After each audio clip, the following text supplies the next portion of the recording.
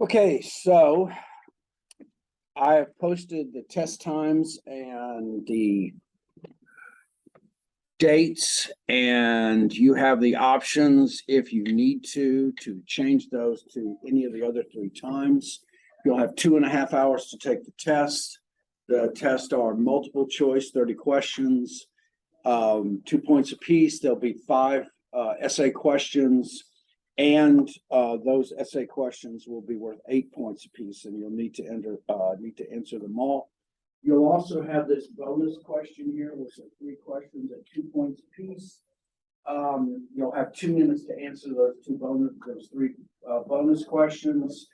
There's no penalty for answering the questions. So if you wish, answer them, and if not, if you answer them and if you get them correct, they'll be added to your total test question. They are written questions. Okay, thank you for asking. Yes, written questions.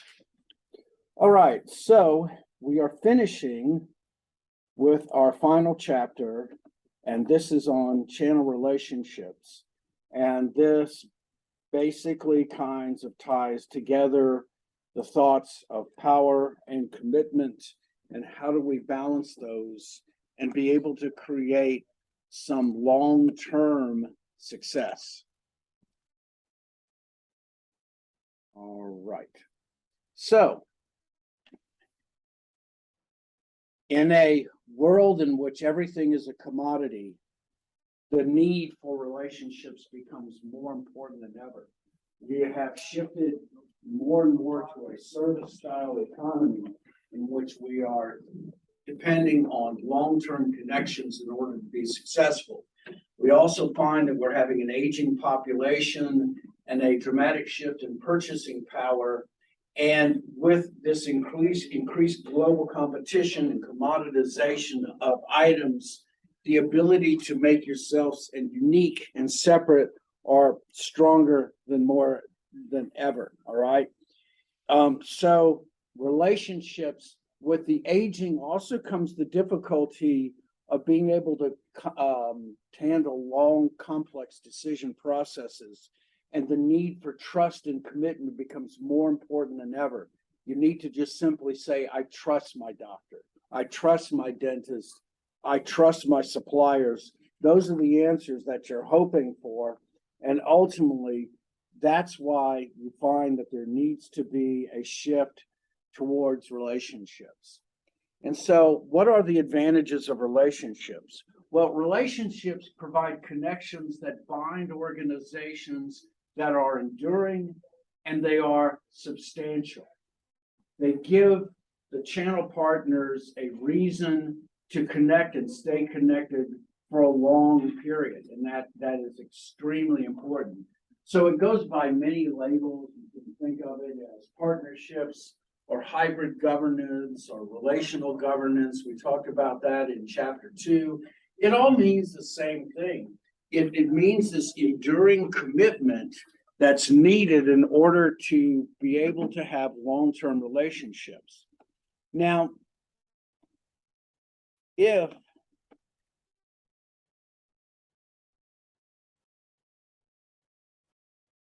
we look at those relationships and how they're connected, we find that much research was done many years ago on the importance of commitment and trust.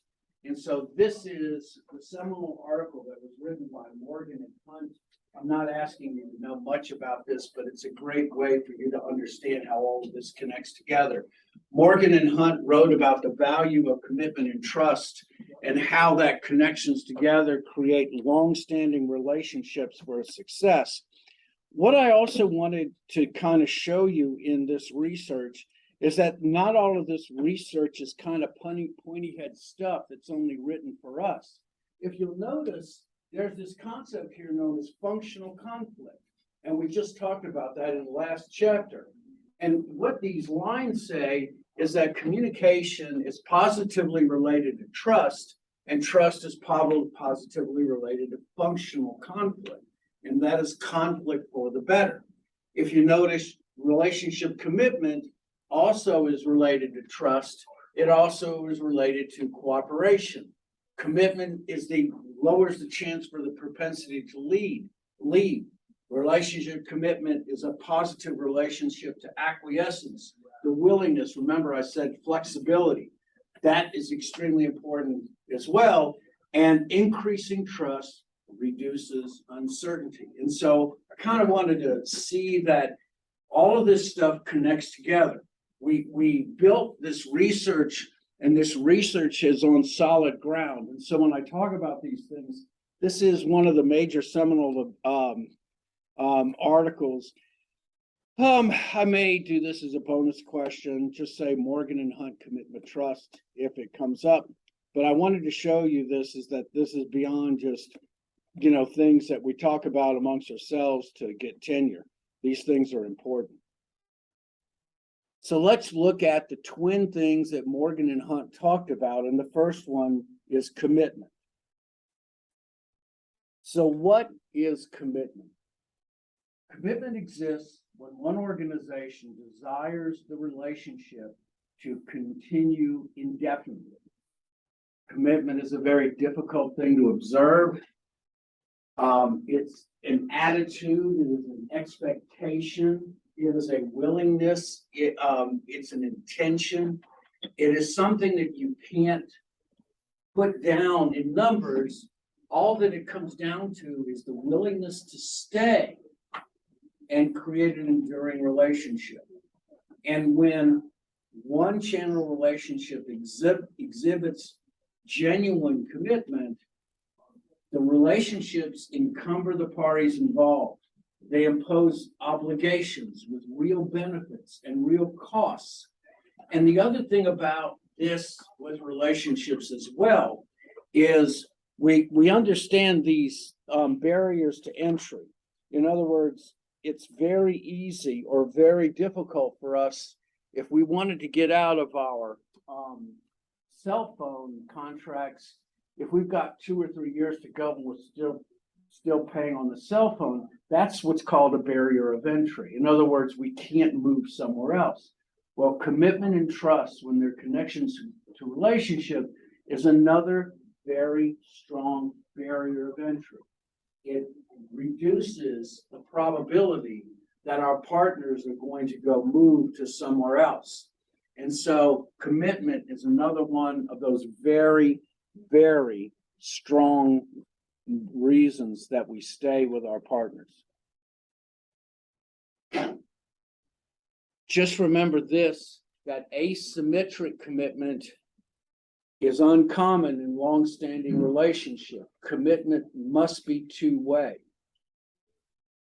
Commitment is an active desire to keep the relationship going. It's a reason why, even when I don't have any reasons why I keep going, it's a willingness to make sacrifices to maintain your relationships. It's that willingness to not grab that brass ring or that other reason to go on to other locations, and then realize that commitment is thinking in a long time horizon. It's not thinking past the next quarter, it's thinking years in advance. And that's what makes commitment such a strong connection to long-term relationships. So why? Why do we build strong relationships? So as I talked about in chapters 2 and 3, we have upstream reasons for things and downstream. Let's look at them one at a time. So why do upstream, what are their motives for strong channel relationships? You want to be able to motivate the members below you. You hope that they will represent you better. That when they are going to consumers and those consumers make choices, you hope that that relationship you have with them is a driving force. That relationship will help coordinate your marketing efforts through distributors in a much tighter way. One of the things that you hope to do is support relationship-specific investments that will create additional value. And so, steel tools, as I've talked about steel many times, because steel is that unique animal. Steel refuses to find itself in the Lowe's and the Home Depots of the world, the home improvement centers. Their commitment is so strong to their independent dealers that if you build just one extra section on your particular retail storefront, steel will fund 30% of that building regardless of what it's for. That's an incredible thing when you think about it. You know, if you're doing $100,000 in renovation, if you fill out the paperwork properly, steel will spend $30,000 for that, for your success. Because for them, that commitment is extremely important. And in the longer term, as I said before, it erects a barrier to entry against future competitors. The retailer who sees steel's check for $30,000 for building that, you're going to remember that. That also invites what's known as reciprocity, the need to be able to pay someone for a good deed done. All right. Remember in the talk about conflict, the accommodation, the willingness to give first rather than to take. This is what motivates upstream members. Downstream members, they want to have assured and stable supply of desired price. Think about now. I mean, even more. You want to have strong relationships with your suppliers because it differentiates you. Just think, if I'm known in a given trade area as being the place where those goods can be found, people will seek me out. And it's this differentiation that's important because it also is a strategy for us offering value-added services. By value-added services, of course, I mean like home installations, like if you're putting in an entertainment center, or let's say you're installing even anything like a dishwasher. Having those value-added services all comes in to having this coordination with your upstream partners. Upstream and downstream members' primary goal is to attain an enduring competitive advantage. So what do those fancy words mean? A competitive advantage in your marketing strategy is a potential thing that you do that simply is done better than anyone else. The difficulty with competitive advantages is that quite simply, once you've done them, it's very easy for your competitors to be able to do them the same way. One of the things I always talk about with Starbucks is if you have the right beans and the right equipment, how hard is it to make a good cup of coffee? And the answer is not that hard, all right? And so what Starbucks had to do is they had to find some way of creating a uniqueness, a differentiation. And so they did by creating this third place, and they've been able to do it successfully. And the way that Starbucks has created it has created an enduring competitive advantage because they've created an atmosphere, quite simply, that can't be replaced. So, what is the payoff in the strong relationships? You have higher loyalty. You have greater sales and profits. There's greater cooperation. And at the end of this chapter, I'll show you that we have the research that tells us. We also drive trust, all right? Trust is a strong driver of commitment, and we will define trust in a few minutes as well. Realize this when I say these things, though, trust is a necessary but not sufficient need for a relationship. In other words, you can't do these things alone. Necessary but not sufficient means is you got to have it, but you can't have it alone. It has to be more than that, and that's what that means. But trust does give you a confidence in your partners, and it maintains this long, enduring kind of satisfaction with each other. However, in your own experience, I don't have to explain this, strong relationships take time and effort to create and maintain. It's not necessarily a job, but it is definitely a commitment. And so we understand what that means, all right? You don't just simply walk into these things because time may be the greatest element that's needed in order to have successful commitments and long-term relationships. I sound like Dr. Phil, don't I? So how do we know this is true? Well, a meta-analysis, I don't know if you've heard this, but this is a term in research. A meta-analysis is when you look at hundreds of other different research papers.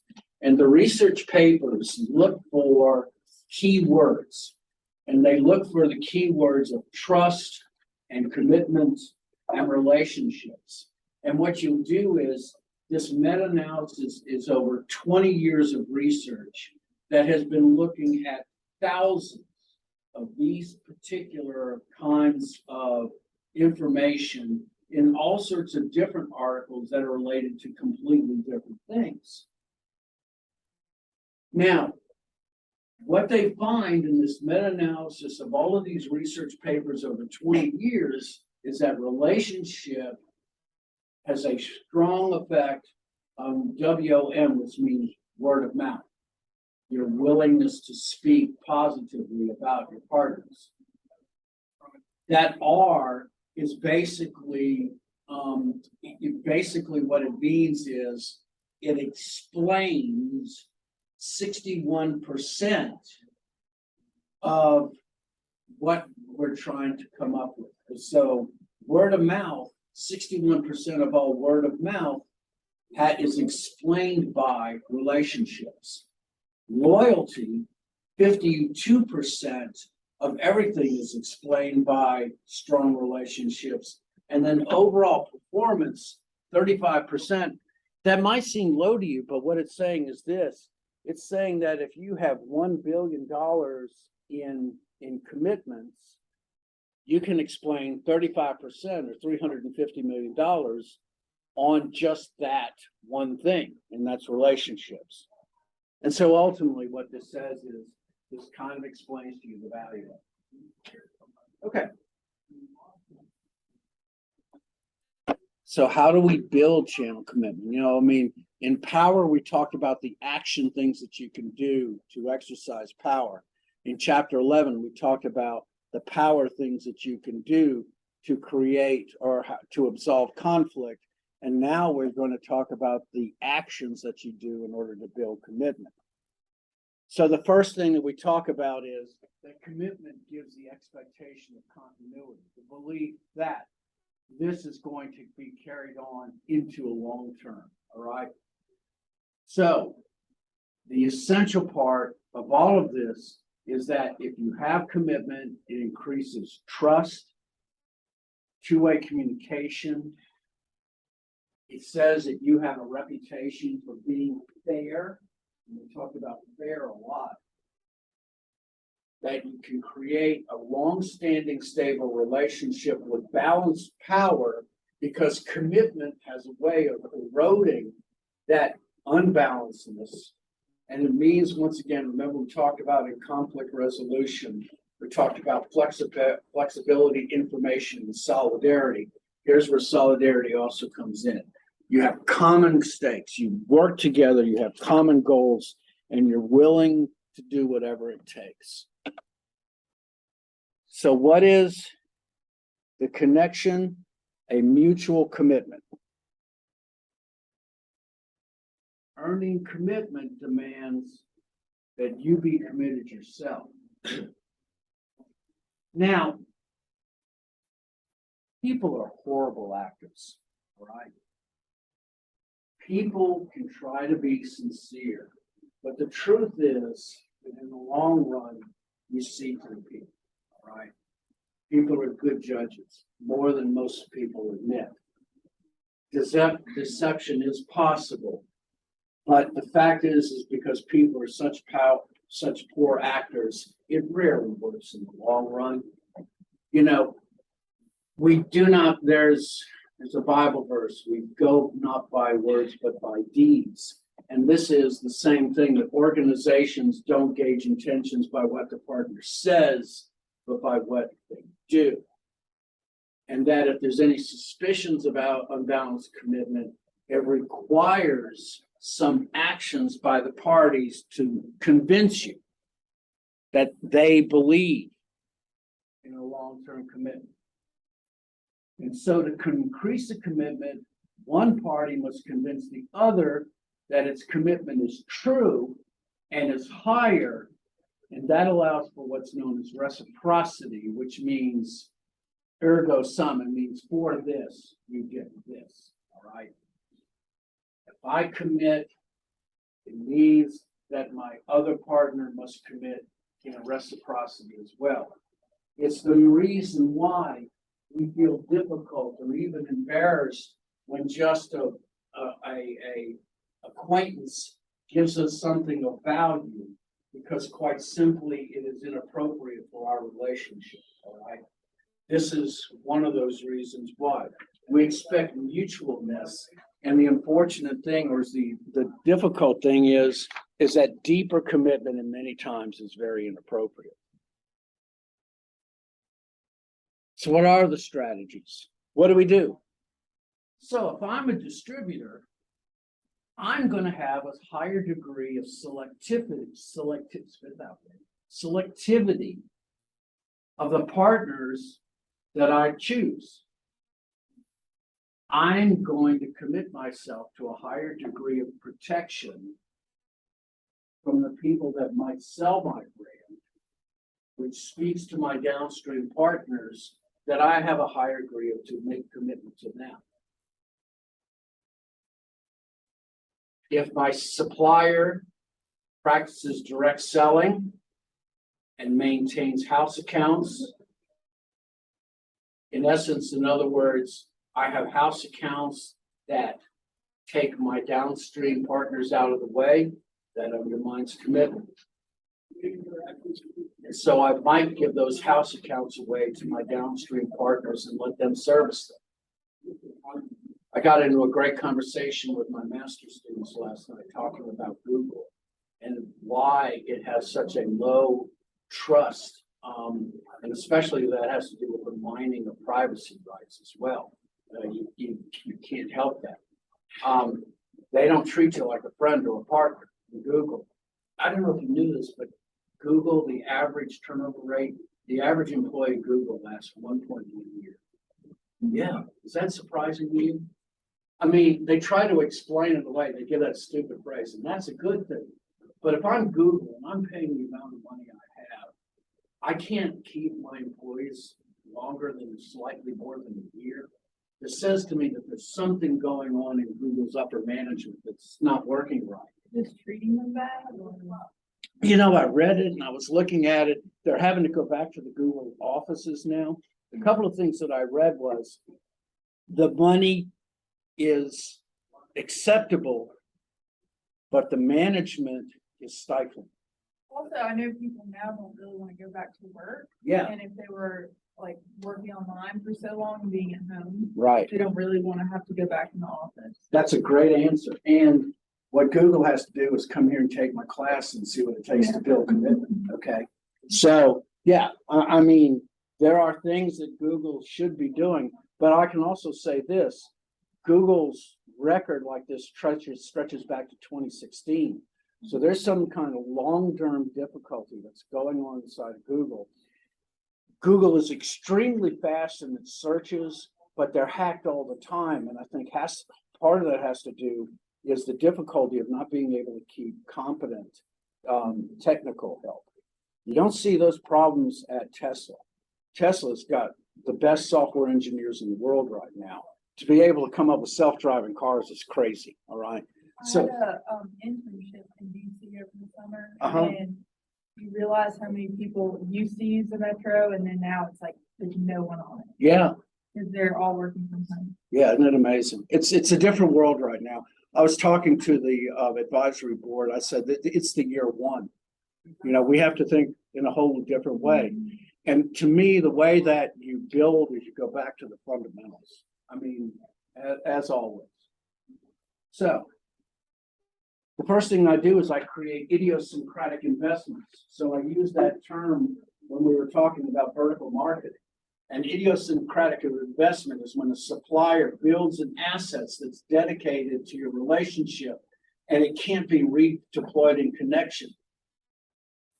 And so if you think, once again, if you think of this investment that they're doing that basically, doesn't allow it to be used in any other way, that is one of the ways that you can do it. All right, just build it and let it come. Now, just think about it. You'll believe in the commitment of a distributor that invests in you in that way. If I'm a partner that makes those investments, it offers me a greater selectivity. It means that they have more empathy in my position, and it's less likely to lead to conflict. Remember, one of the strategies in conflict, accommodation, all right? And it says to you that they're willing and they want to talk to you to make your business better in the long term through innovations and information sharing. These are extremely valuable ways that we can build commitment. And so commitment requires, crazily to say, commitment. So, what is trust? Trust is one of the most difficult things. It's amazing when Morgan and Hunt wrote this in 1994, that they were able to conceptualize trust in such a rational manner, because we only know trust when it's not there. Do we trust someone? Trust is conceptualized as a confidence that the other party is honest. That's it. It's as simple as that. The other party is honest, and that they are benevolent, and that we assess them as being working in a benevolent fashion. It is a confidence that the other party is generally interested in my welfare and their interests. And that trust builds a confidence, a belief that they're together with it on the long run. So, what does trust do? Trust builds what's called economic satisfaction. Economic satisfaction is an emotional response, an affective response to the economic reward generated by a channel relationship. Now, why is economic satisfaction an emotion? Well, because economic satisfaction all depends on the individuals involved. $200,000 seems like a great amount of money to me, and that would create a lot of economic satisfaction for me. But if my name were Elon Musk, that's what I spend on dinner. So economic satisfaction is up to us as individuals. And it's important for us to feel that satisfaction. And so one of the ways that firms do it is they make risky generic investments in their channel members. They spend money, their own money, that might be considered throwaway. And so if I am a supplier upstream and I have a retailer downstream, I work with them in their advertising, and co-op advertising says that the supplier will pay for 90% of all of the advertising space. And that is an example of a generic investment, because the investment isn't necessarily in you, it's an investment in your partner downstream. This is also Steele's willingness to spend money on this. Now think about the generic investment. The generic investment says I can use it for anything whatsoever. So I have idiosyncratic investments, but I also need generic investments, which basically make my partner's life better, regardless of whether or not it makes mine. It is a risk. But the better my channel partnership performs financially, the more satisfied my partners are, and the more trust that there is in the relationship. And so this is why economic satisfaction, the need to promote the financial success of my partner, is very important. So that's economic factors. The non-economic factors are just as important as well. We must be accommodating, responsive problem solvers. There's that word accommodation again. We have to create the impression by actually doing these things. Now, I've got two definitions here, procedural fairness and distributive fairness. I want you to know these definitions. If you see them on the test and they say procedural justice and distributive justice, it means the same thing, okay? So what does procedural fairness mean?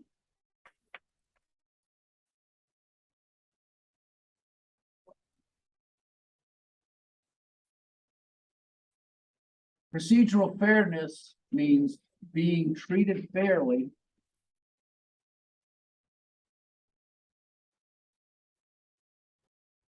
in a day-to-day manner.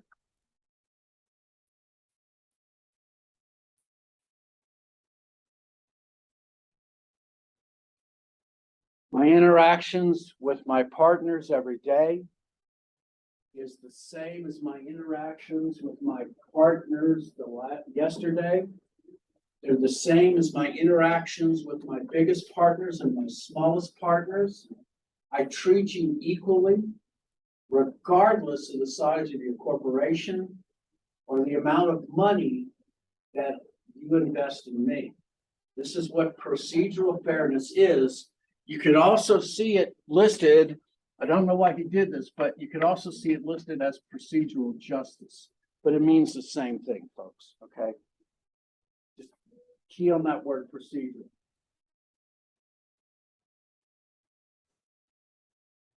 Distributed fairness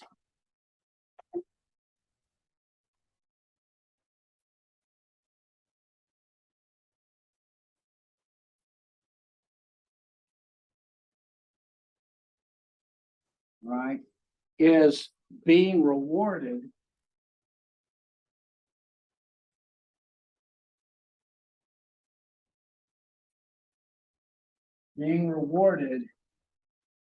in an equitable manner.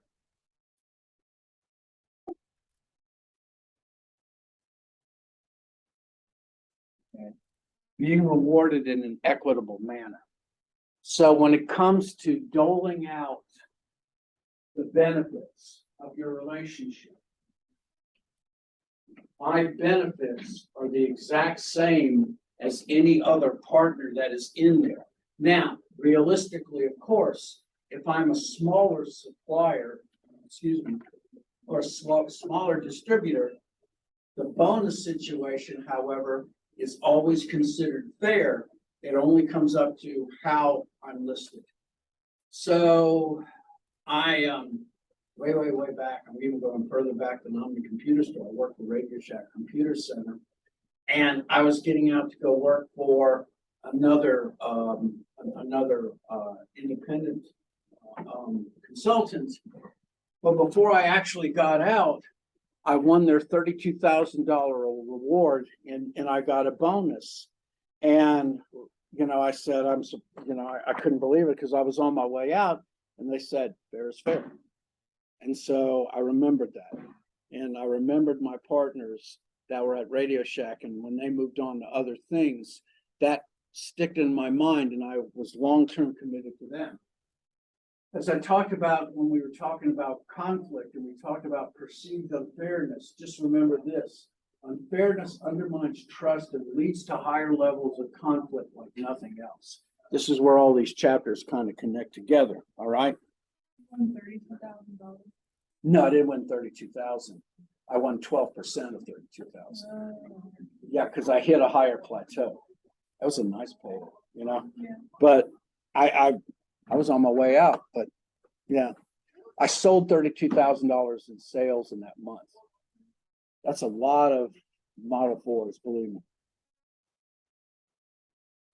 So, in selecting partners, it's very difficult, or many just simply spill the beans build on what they already have. All right. They usually will adopt very elaborate qualifying strategies to learn about their potential partners. Many times firms will engage in no screening whatsoever. And some environments are more conducive to building trust. But remember this,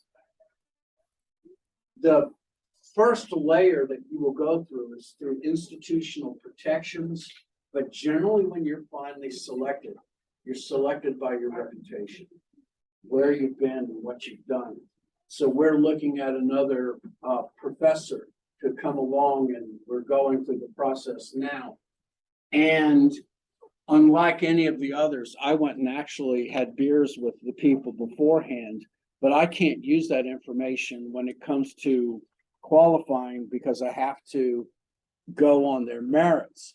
Now, once they get in the system and I can start going through the interview sessions, then I can talk about their reputations. Those things come on the table. But until that point, you have to be selected using the institutional protections that you have. The minimum is qualifying. What happens when you're perceived as unfair?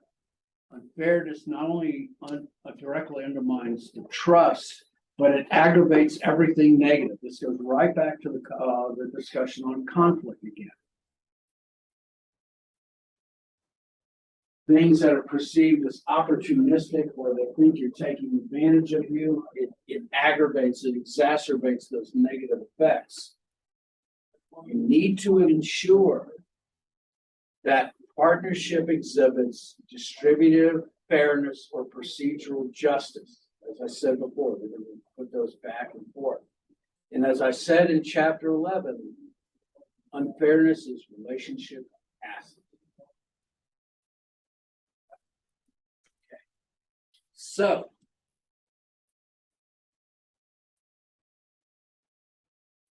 the last thing we're going to talk about is we're going to talk about the channel relationship cycle. So, just like we have relationships and cycling, we have those as well in relationship with partnerships. So, the first time I should say is that this is not necessarily a circle. You kind of think of this in a flat line. But there are 5 stages to channel relationships. And yeah, there'll be something in there on the test on this. You can absolutely state it, okay?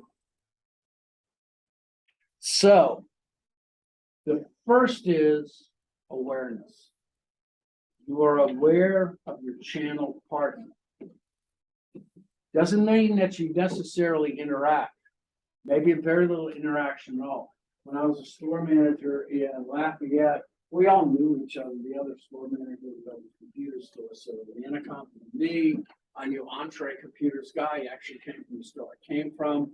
We kind of swim in the same waters, but we don't fish in the same pond. I don't know how to express it other than that. But we know who each other is, and we know who their reputations are.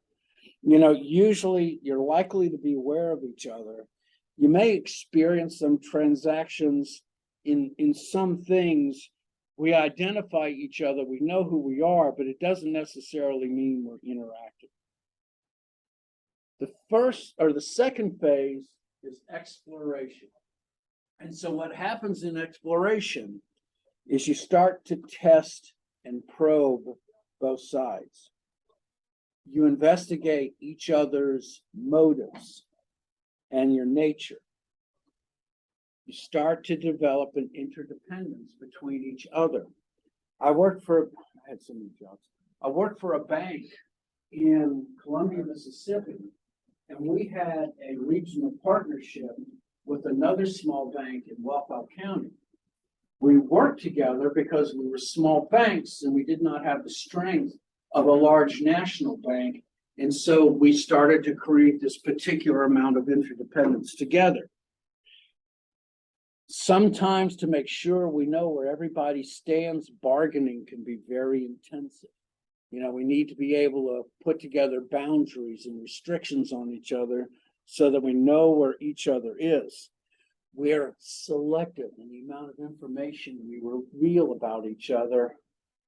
We're just a little bit afraid, like we are in any relationship, to reveal too much about ourselves because we're not quite sure what the other partner might think of each other. All right. Like Groucho Marx said, I would never want to be part of a club that would accept me as a member. We have great sensitivity to issues of power and justice because we don't have commitment yet. We start to get into role definitions. I'm acting as a salesperson, you're acting in a manager. The agency theory starts taking over. You're wanting a few things from me, I'll get them from you. And this is where each side kind of starts drawing inferences of each other. Now, expansion is rapid, very rapid. I want to show you on the website, Palmentier, who your author is, wrote this particular article on relationship velocity. And what he basically said is that relationship dynamics are rarely static. They don't just simply go in one direction. What Palmentier found is that as we have a greater number of years, positive commitment, the velocity in which we commit ourselves expands rapidly. And by the very same thing, negative commitment can expand rapidly as well. No commitment cycle is the same. You know, we suddenly find ourselves in relationships. All right. Anybody ever be there? All right. That's how I spent my life. So that's kind of an example of what relationship velocity means and how it connects to this particular thing. You start to find that interdependence starts creeping in as well. You start taking risks with yourself, risks with willingness to be able to give of yourself in greater accommodations and receive back deepening commitment from that. You find that your goals, instead of going this way, start coming this way. You have goal congruence. You're both working towards the same direction. You find yourself also having increased communication with another person, and alternate partners start looking less attractive to you.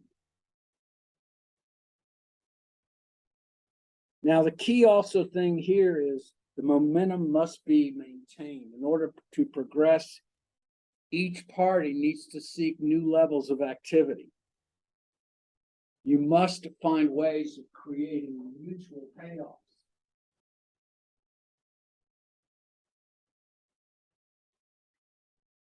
Phase 4 is you're at commitment. Each party invests and builds in each other to maintain the relationship. You're starting to look in the long-time horizons. The parties may be aware of alternatives, but you don't court them.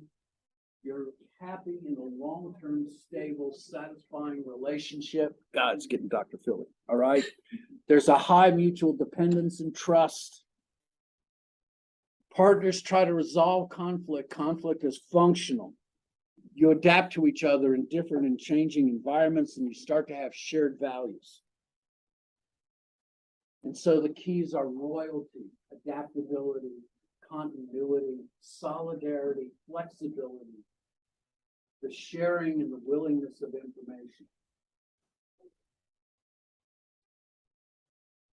And then if relationships die, they decline into dissolution. The relationship starts to die, and usually it's sparked by one side mounting some kind of dissatisfaction. One side starts to hold back investment.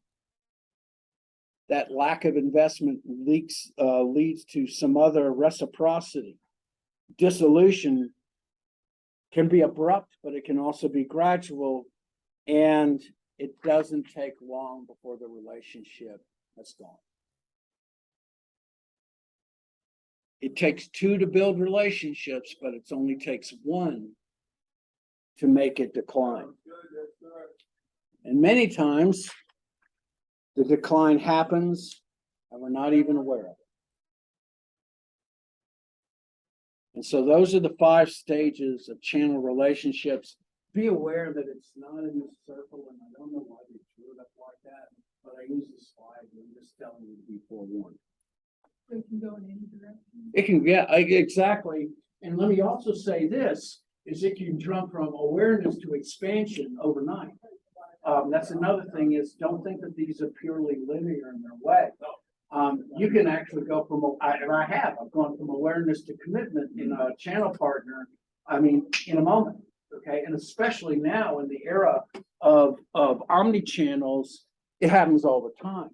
But just in the very same notion that you can go from awareness to commitment overnight, you can go from commitment to decline in overnight as well, all right?